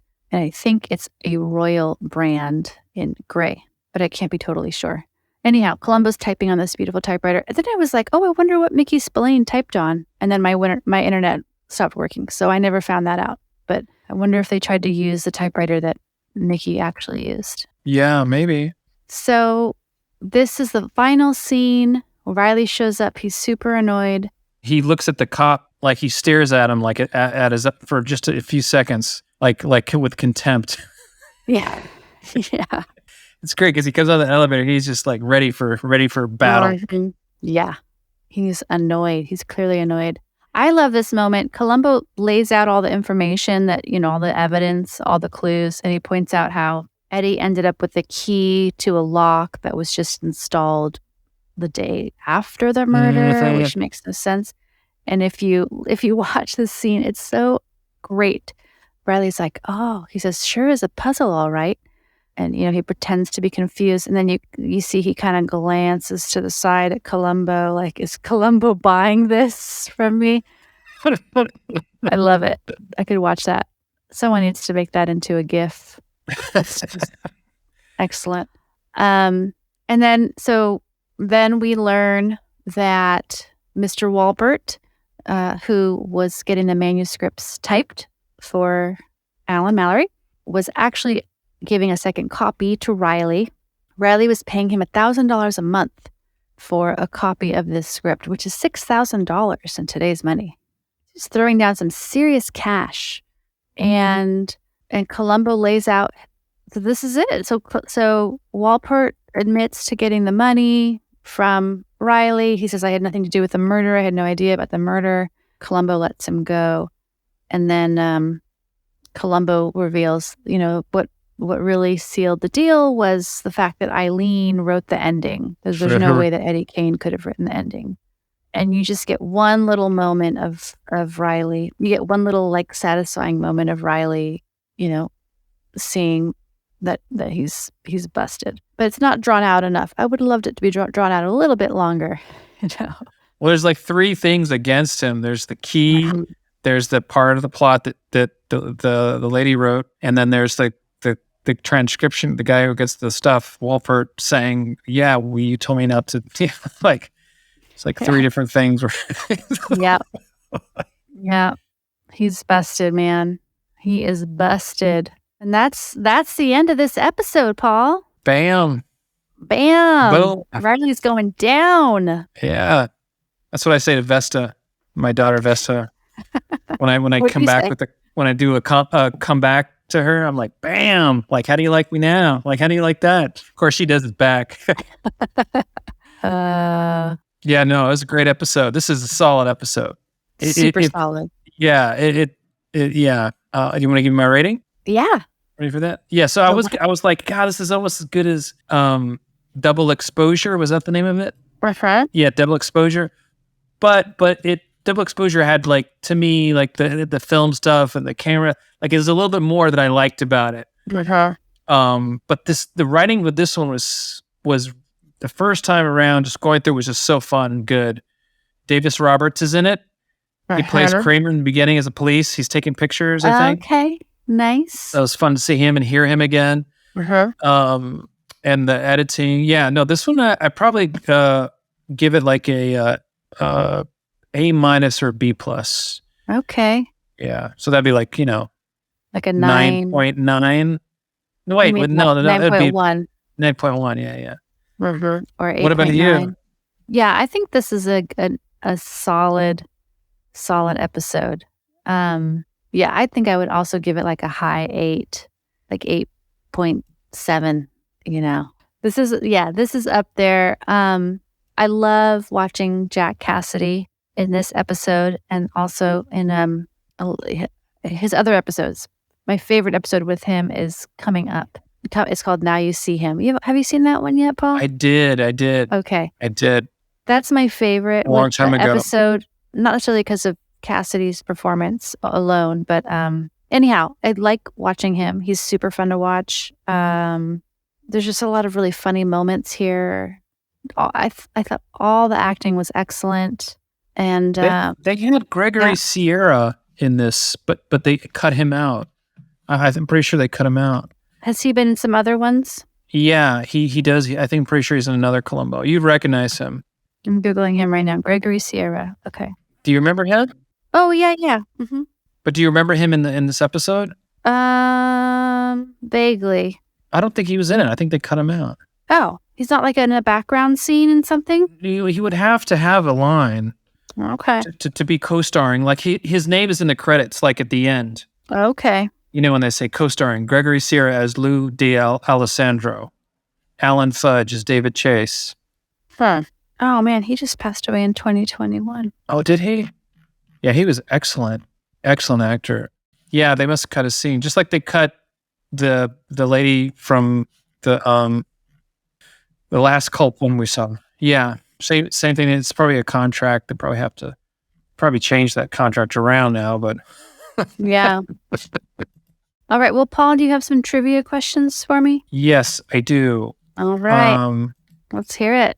So, what you got? Try and stump me, Paul. Okay.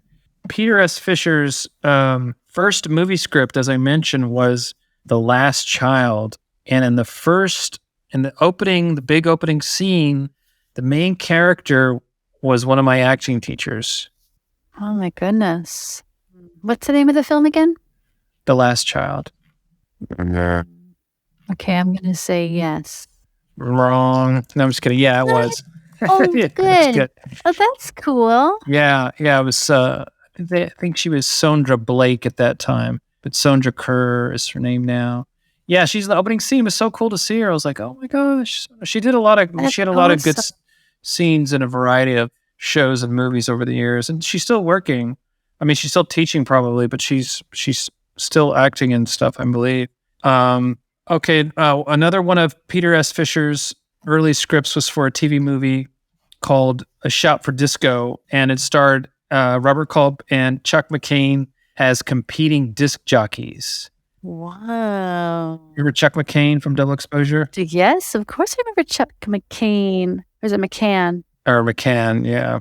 And Robert Culp McCann. as competing disc jockeys. What's the name of this screenplay? A Shout for Disco. I don't know, Paul. Not supposed to be looking it up, though. I'm not looking it up. That Cheater. seems too far-fetched. I'm going to say no. I'm not cheating. I promise.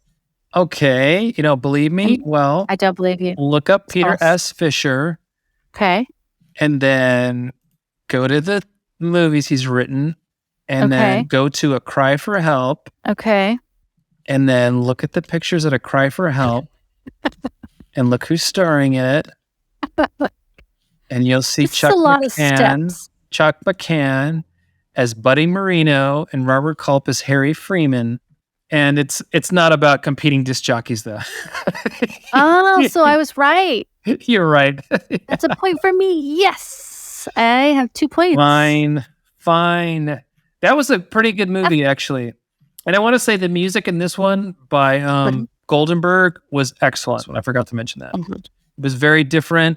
A lot of stuff I hadn't heard before. I really liked it. But so it's funny because Culp is really good. And Peter Fisher thought Culp should have been nominated for that movie, A Cry for Help, that he wrote. No. But yeah, they both work as disc jockeys in the film. But they don't compete. Yeah. Culp is like a talk radio host, and McCann is the person who comes on before him. And he's kind of like teases him, like Culp does tease him in it. Ken Swofford's in the film. It's got a lot of familiar faces. Universal. Okay, last question. Peter S. Fisher got Sean Penn his SAG card.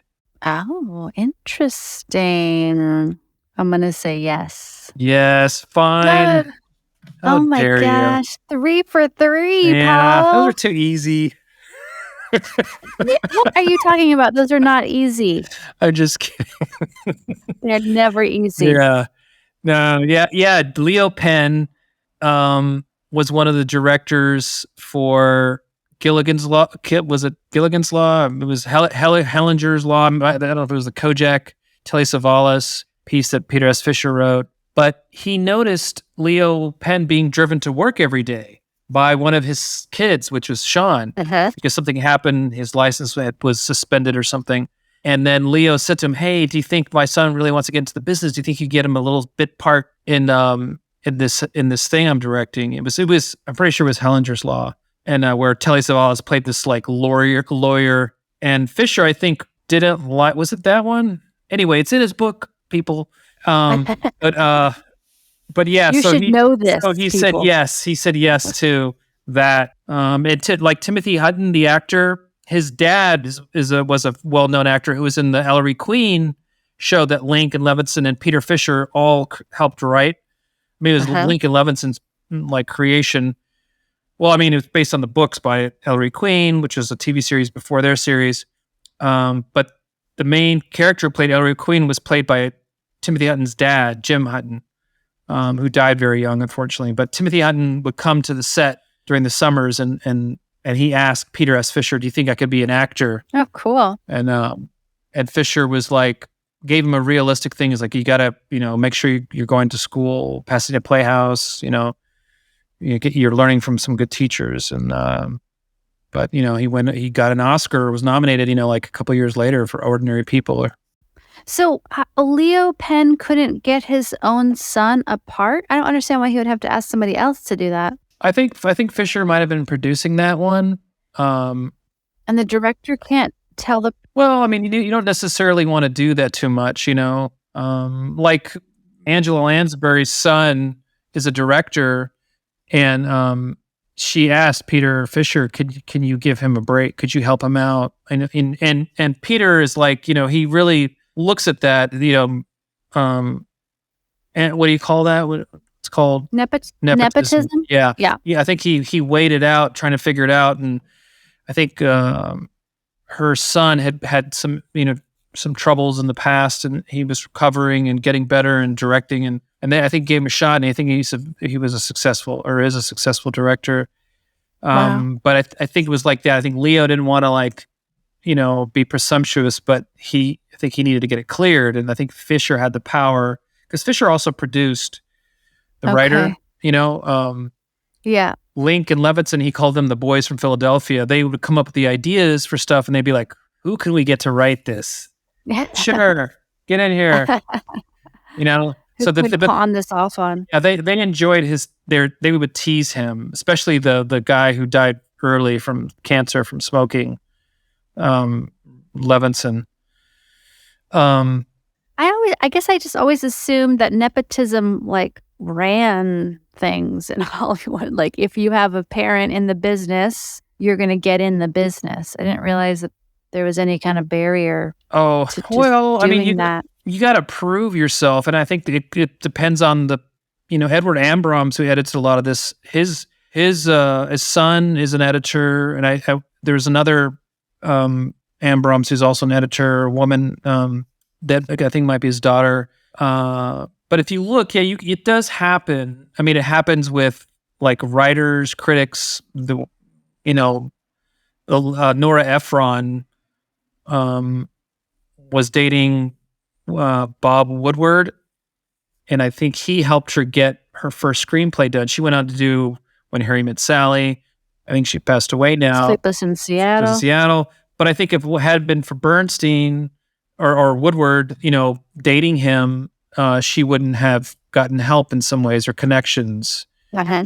I mean, I think there's always that thought with a lot of people when they meet somebody, if they're fascinated with the person, or it's like getting an acting job or getting, I want to be in his movies. Will help my music career. But Fischer is pretty open about it in his book about that. But yeah, I think you're right. I think it like reading Jay Bernstein's book Star Maker, and the way he would cut deals and the way he would get money. Lee Majors of film, Farrah Fawcett of film. There's the way they do it. It's interesting, and there's a style and a certain artistry and shuffling and tricking and lying that some people have been able to get stuff. Bernstein's very open about it, about what he did. But yeah, no, you're right. I think it's very common. But if you can't deliver, you don't stay on very long. Like if you're not a good performer or showing up to work sober or on time, or if you're hired as an editor and you pick some bad music and the showrunner's like, oh, this editor is not going to work. This is way off. Yeah. And maybe you're a good editor on another type of show, on a cop show, than you are an FX dramedy, Right. I don't know. It's just like, it all depends on where you're at. But yeah, getting back to the nepotism thing, yeah, it is. It probably is a lot more than I've ever known. Yeah. I mean, I don't know anything. I just sort of assume that and maybe that's not nice of me, but I just assume like if someone's parents in the biz, they've got a pretty good boost to get into the biz. Yeah. Yes. No. But yeah, you're right. They have to prove themselves, but like they're at least getting those auditions and whatever, Yeah, or those help meetings. Yeah, like Sofia Coppola. I mean, I love her films. I think she's super talented, and she knows the camera people. She puts music that her dad would have never known about, music I didn't know about. But seeing one of her films, like, oh, who is this?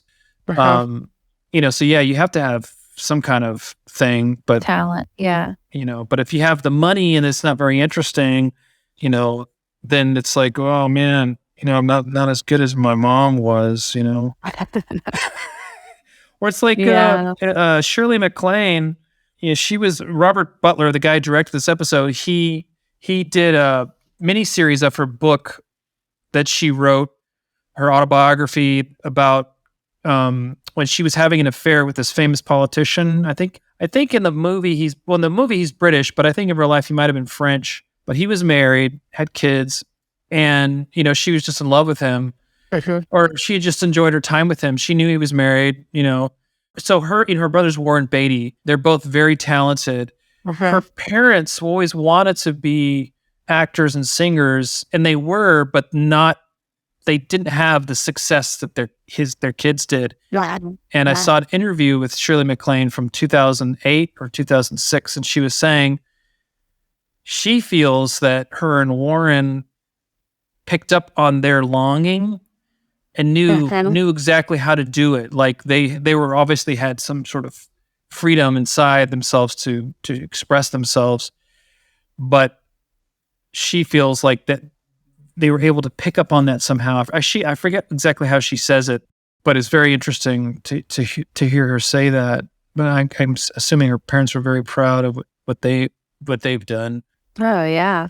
But that was actually good. I saw part 1 of that mini series. It's on YouTube for free. Nice. And it is very unusual. She has like channelers, like a channeler. Like someone becomes possessed and like speaking to someone else. There's a scene and two of the people are playing themselves in the miniseries. It's kind of a romantic. Ann Jackson's in it, plays a politician friend of hers, and she's great. But there's one guy, I should look him up, and he plays this channeler who comes to her house, and he has this hat on, and he was so good. Like, I don't know if he was really channeling. It's a very funny, weird scene. Is this a memoir? And they're like reenacting it? Yeah, they reenact it. Yeah, it's kind of weird. It's like out on a limb. Okay. It's called Out on a Limb. Okay. Yeah, I think I read the book years ago. John Hurt is in it. It's when John Hurt was like he was in Sopranos. You recognize him. He's the dad in Home Alone. He plays this kind of like a spiritual friend of hers who's like an artist, who's a painter. He's in the Pelican Brief too, right? He's man, that guy's good. She talks about him in the book. Yeah, he's really good as an actor. She talks about how in one of her books, I forget which book. I've read a couple of her books. Oh, he was in Sharknado. Was he really? Yes. Sharknado. I watched a little bit of that, Paul. Was it fun? Oh my gosh, it was absurd. Sharknado. The first one? For all true Columbo fans, you're going to love it. just kidding. I'm kidding. You're not. You're like, it's okay, absurd. Tinning off. It's a tornado full of sharks. Yeah. It's ridiculous. All right. Well, Paul, we should probably wrap things up here. Yes. We've gone on some excellent tangents. But we want to thank Maxime Gervais for our theme song, Columbo. And we'd also like to thank our editor, John Guarenas, for editing our episodes. Thank you, John. We would love to hear from you. Email us at trenchcoatcigar@gmail.com or send us a message on Instagram. We are at trenchcoatcigar. We have a Patreon where we have behind-the-scenes updates and video recordings of our podcast if you want to watch us and listen at the same time. We're also going to have some fun little nifty gifties coming out very soon for our patrons. You'll have to stay tuned for that. And another way to support our show is just to give us a rating and a review, or just a rating wherever you listen. That really helps other Columbo fans find our show. And Paul, one more thing here. Okay. Thanks for listening. Adios for Adios. Columbo, French coat cigar là toujours. Columbo, au monde Columbo, pas de gun, pas de look, what a look. Columbo, French coat cigar là toujours. Columbo, au monde Columbo, pas de gun, pas de look, what a look. Passion meurtrière, folie passagère. Rien à foutre devant l'expertise policière. T'avais un plan sans faille, pensez à chaque détail. L'inspecteur Columbo pensera toujours en dehors de la boîte. Toujours un cousin qui a eu un lavoto, qui a fait de la moto, qui a gagné à l'auto. Dès le premier coup d'œil, dès les premiers mots, sur le crime se resserrent les taux de l'inspecteur Columbo.